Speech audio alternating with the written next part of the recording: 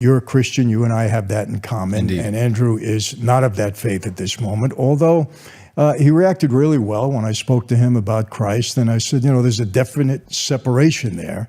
If we're right as Christians and the only way to get to eternity in heaven is through Jesus Christ, that's something you really need to explore. And have you had conversation with him on that?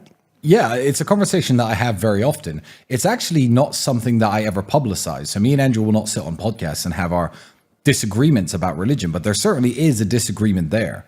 However, I don't think it would be very difficult to find two men who are as strong a mind as Andrew and I. So in a way, I just let him do his thing and let me do my thing. People assume because we're the Tate brothers, we get arrested together, we go to jail together, that we agree on 100% of every single world issue. We don't. We're still two individual men with our own individual lives and our individual outlooks on the way that we do things. We're not carbon copies of each other. We've just inherited lots of similar traits that we got mainly, I guess, from my father that makes us similar. But I don't, I guess, invest my time in trying to change his mind on something when I believe that the truth will be revealed to him eventually. Mm-hmm. Does that make sense? Yes. I know he's got a lot more years to live, hopefully, if they don't do anything stupid to us. So I let him run his path. I'll let him run his course. It's not a discussion that we have, and it certainly never turns into a heated debate. But I respect his customs. He respects mine. Yeah. He was at church with me on Easter a few days ago. He did Orthodox come? Christian Easter. Yeah, no, he came with me.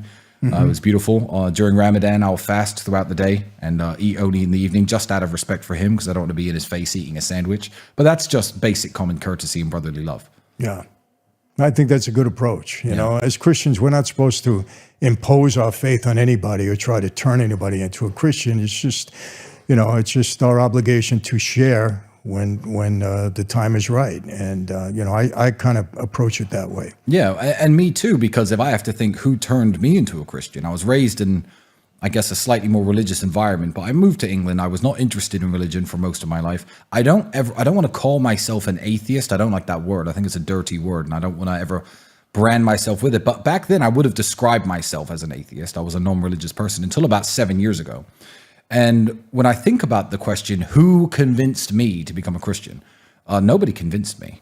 Nobody convinced me. I think I moved to this beautiful Christian country. I saw the way that society was, more closely held together. You probably see this in the Italian-American community, yes. And you remember it from growing up. And I thought, okay, there's something to this. Let me explore this myself. And it was very much an internal journey that I decided to take without somebody saying, hey, Tristan, you should be a Christian because X, Y, and Z. So just as that's the way I became a Christian, I wouldn't want to be the guy to tell anyone you need to believe this or else. I don't ever want to come across that way. So I let people run their own path, especially people I care about. I think if Andrew was making a cataclysmic mistake that was bad for our audience, bad for him, bad for me, bad for us as brothers, bad for us as a family, then it's my duty to call him out. But I mean, he's reverted to Islam. The man doesn't drink anymore. He's a lot more focused on his work. I don't see any negative side effects it's had on him. So I'm going to let him run his race. I'm going to let him live his life. He's older than me as well, so he has that little bit of older brother authority that I can't really use on him. He's How much older? A year and a bit. Oh. Like we're almost the same age, but a year and a bit. No, I think that's the right approach. And there's I forget the verse in the Bible where Jesus was asked, what is your role here on earth?